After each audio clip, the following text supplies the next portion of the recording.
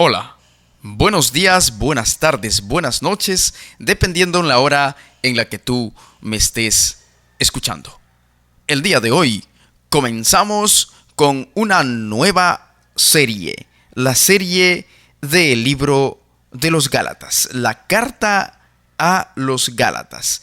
Hoy comenzaremos con la introducción a esta carta. Y antes de comenzar a estudiar esta carta, es necesario conocer la biografía o parte de la vida de Pablo.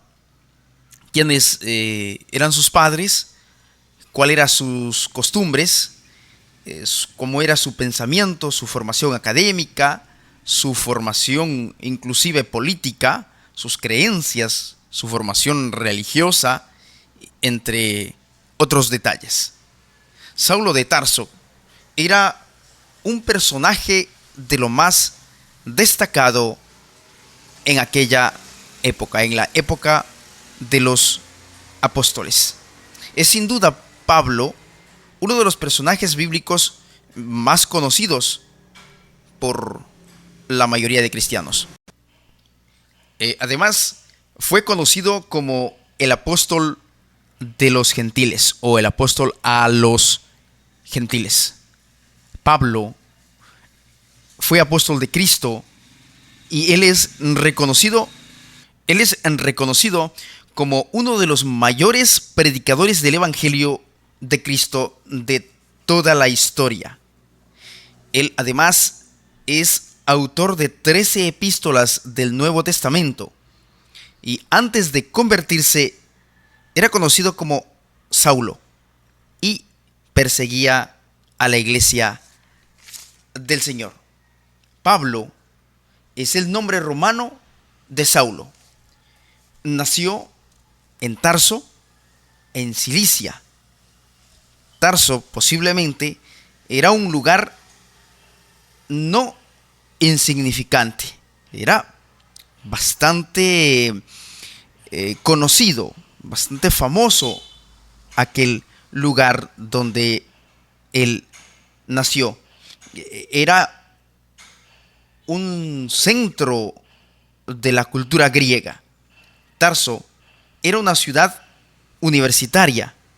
Además, estaba ubicada al noreste del mar Mediterráneo, cerca de la costa. Aunque Pablo nació como ciudadano romano, era además por nacimiento judío de la dispersión. Era un israelita circuncidado de la tribu de Benjamín y un miembro celoso del partido de los fariseos. Existe muy poca información sobre la vida del apóstol Pablo. No se sabe exactamente con certeza a qué edad él salió de Tarso.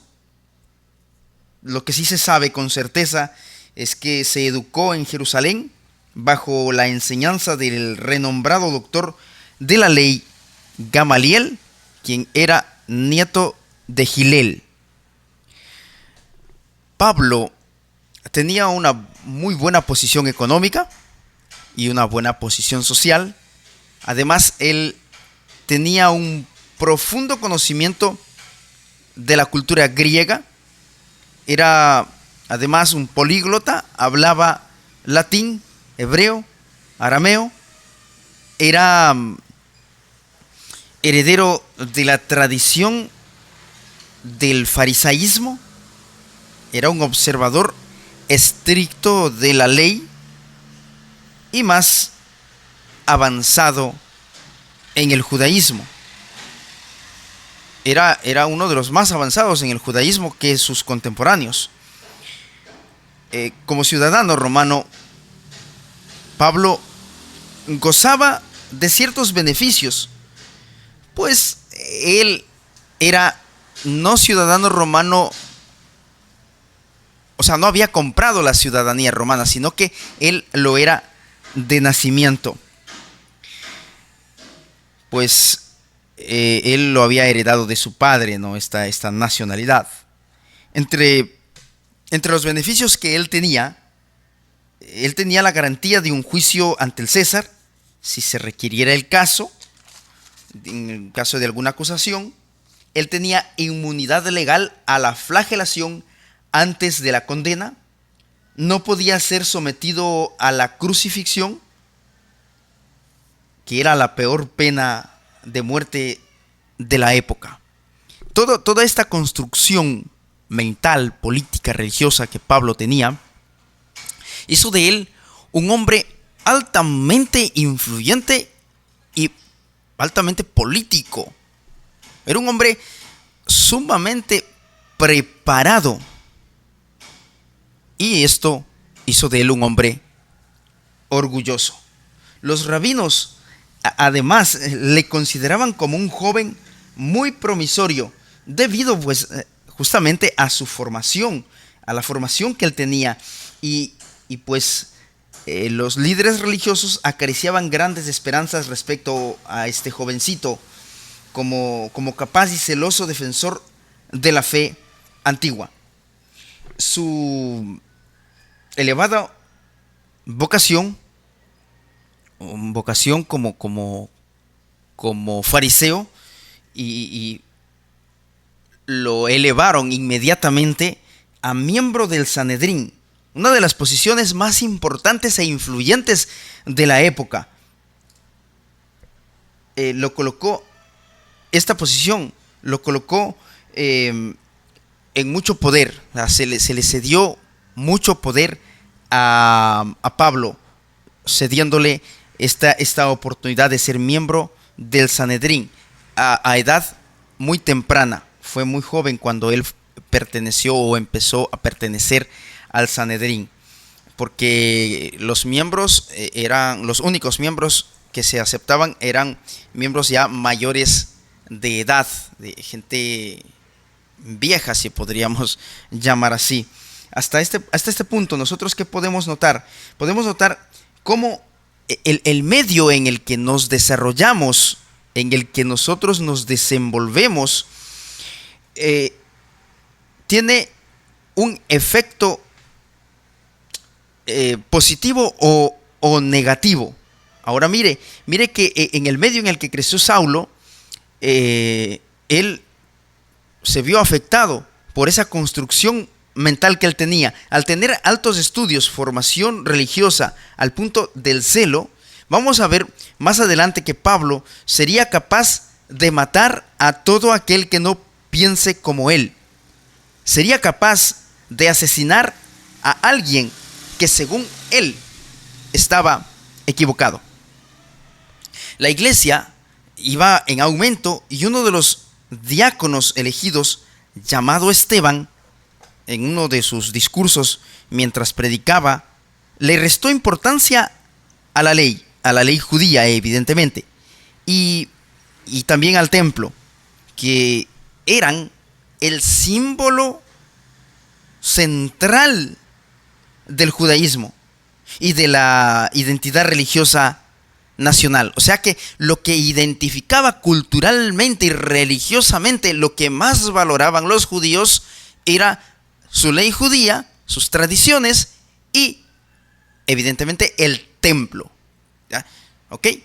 Entonces Pablo fue formado en este entorno, en un entorno que le enseñaron a amar la institución religiosa.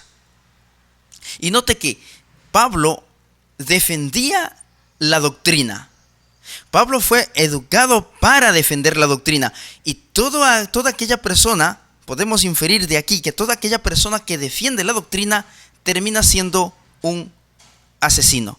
Quizás hoy no tome un arma y mate a una persona, pero sí hay otras estrategias psicológicas, emocionales, que tienden a matar a una persona de esta manera, no físicamente, sino emocionalmente. Entonces, debemos tomar en cuenta que toda aquella persona que centra su mensaje en la doctrina, que el centro de su mensaje es la doctrina, que defiende la institución religiosa, como lo hacía Pablo, termina finalmente siendo un criminal, o termina persiguiendo al verdadero pueblo de Dios, o mejor dicho, a quienes tratan de ser fieles a lo que Dios dice a través de su palabra.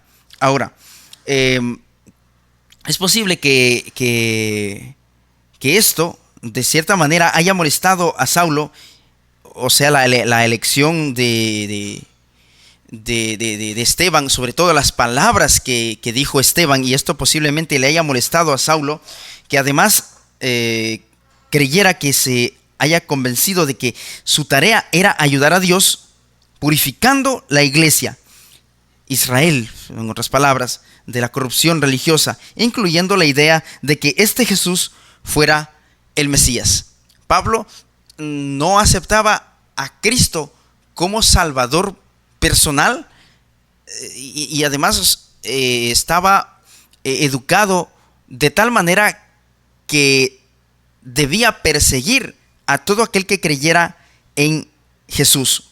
Esteban se había convencido de que todo aquel que siguiera a Jesús padecerá persecución, y a causa del maestro él estaba siendo ejecutado. Saulo en ese momento está presente, y podemos entender que todos los que quieren vivir piadosamente en Cristo Jesús, van a padecer persecución. ¿Sí? Ahora, aclaremos los siguientes conceptos. Todo aquel que persigue será siempre un odiador, celoso del templo y del credo, rencoroso, que buscará callar, porque matar evidentemente no puede, ya que el mandamiento dice no matarás, pero sí le prohibirá hablar, sí prohibirá hablar. Ahora, mientras los sacerdotes y magistrados esperaban que con vigilante esfuerzo y acerba persecución podrían extirpar, según ellos, la herejía, Saulo había tomado parte destacada del juicio y la condena de Esteban. El proceder de Esteban y la misma presencia de Dios con el mártir le indujeron a dudar de la justicia de la causa que defendía contra los seguidores de Jesús. Ese proceder de Esteban hizo que Saulo empezara a dudar de la justicia de la causa que él defendía contra los seguidores de Jesús. El Espíritu Santo había empezado a calar en la vida de Saulo, y haber visto la cruel forma en la que Esteban muere lo impresionó y marcó su vida para siempre. Aunque al principio no hizo caso, debido a la gran influencia que los líderes religiosos tenían sobre él, a causa de su formación y la confianza plena en ellos, en los líderes, y en sus argumentos, terminaron por convencerlo de que Esteban era un blasfemo, de que el Cristo a quien el discípulo martirizado había predicado era un impostor, y que los que desempeñaban cargos sagrados tenían razón. Tuvo una fuerte lucha mental antes de llegar a la conclusión. Al final, sus prejuicios pudieron más. Los prejuicios con respecto a sus antiguos maestros. El orgullo, motivado por su popularidad, reforzaron su decisión en contra de la voz de su conciencia y la gracia de Dios.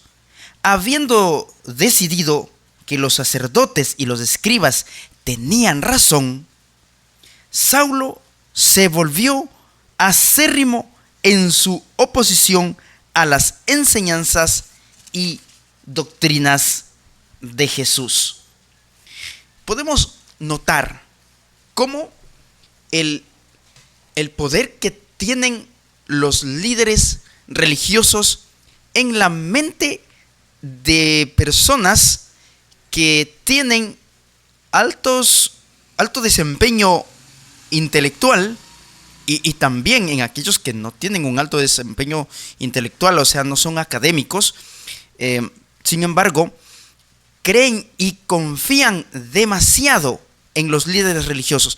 Podemos decir que es un peligro o altamente peligroso creer y confiar ciegamente en los líderes. Yo estoy convencido de que hay que respetarlos, hay que quererlos, apreciarlos, pero no llegar al punto de creer ciegamente en lo que ellos dicen o hacen o en lo que ellos enseñan. ¿Por qué? Porque no son Dios y son seres humanos que tienden a equivocarse, como yo tiendo también a equivocarme, porque no tenemos la verdad absoluta, no hay verdad absoluta, sino solamente Cristo. Cristo es la verdad. Así es que Pablo, por esa influencia y su forma de creer ciegamente en los líderes, tuvo que decidir, yendo en contra de su propia conciencia, decidir aceptar la muerte de Esteban, considerar que él estaba equivocado, o sea, Esteban estaba equivocado y que Pablo, él estaba en lo correcto. Creía que Esteban era un hereje.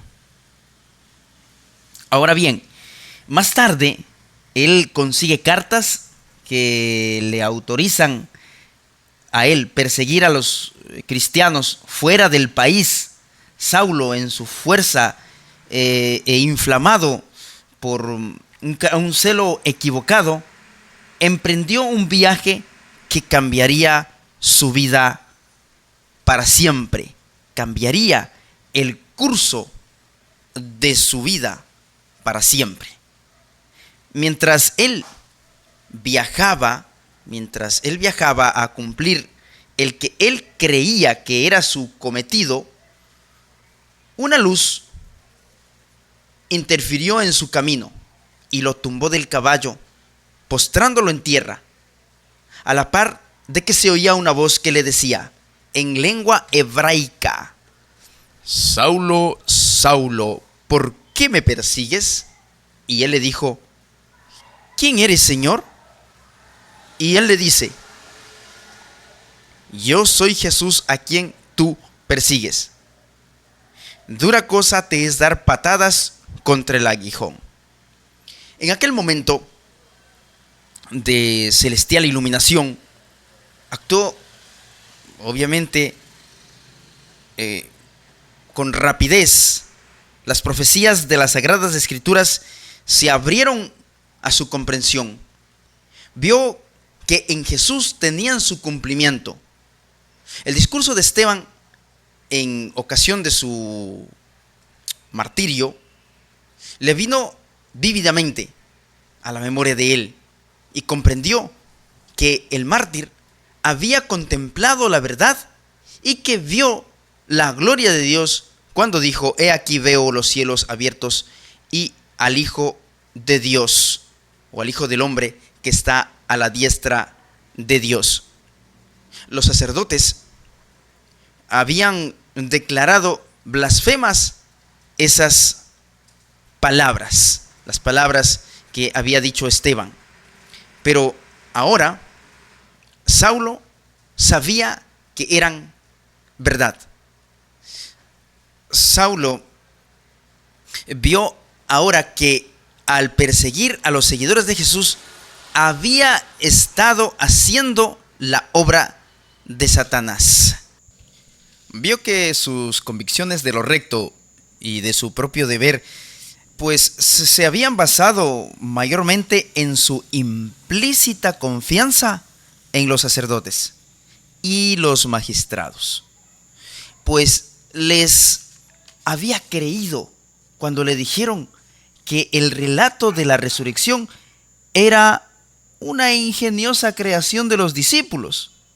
Cuando Jesús mismo se lo reveló, Saulo se convenció de la veracidad de las aseveraciones de los discípulos.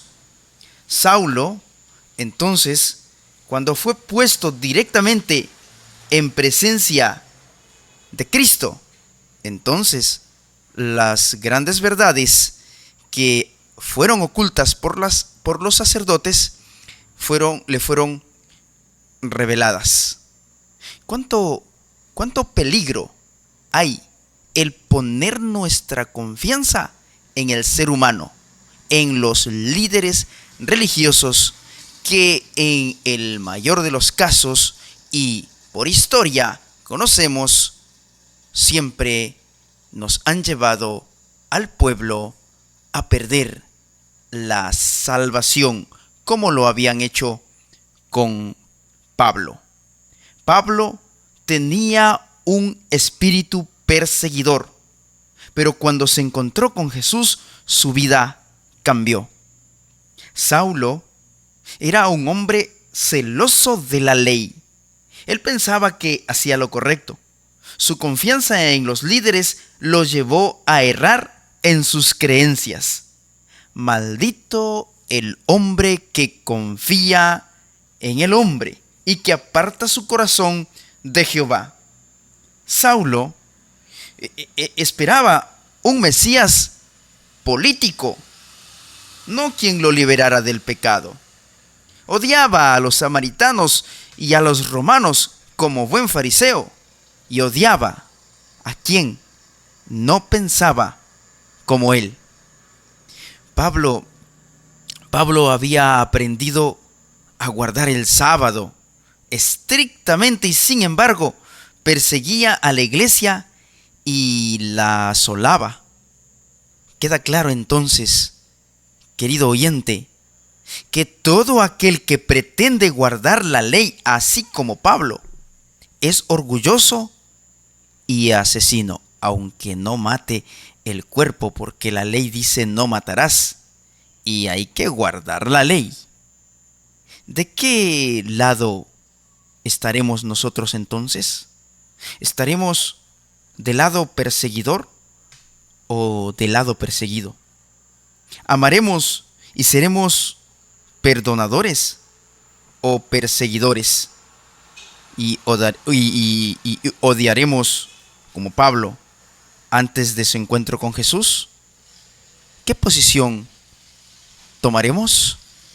Que el Señor nos ayude, que el Señor nos guarde y que aprendamos esta lección. Primero, no aprender a confiar en los líderes nunca, nunca. Segundo, a amar a nuestro prójimo independientemente de lo que crea o como crea. No seamos odiadores con aquel que opina diferente de nosotros. Dejemos a un lado el orgullo, la suficiencia propia, porque mi religión es la verdadera. Quizás estemos equivocados. Recuerden, la mayoría puede estar equivocado. Que el Señor te bendiga. Nos vemos en un próximo programa. La próxima presentación tendremos el estudio del capítulo 1 del libro de Gálatas. Hoy solo hemos hecho una pequeña introducción al analizar la vida del apóstol Pablo. Que el Señor les bendiga.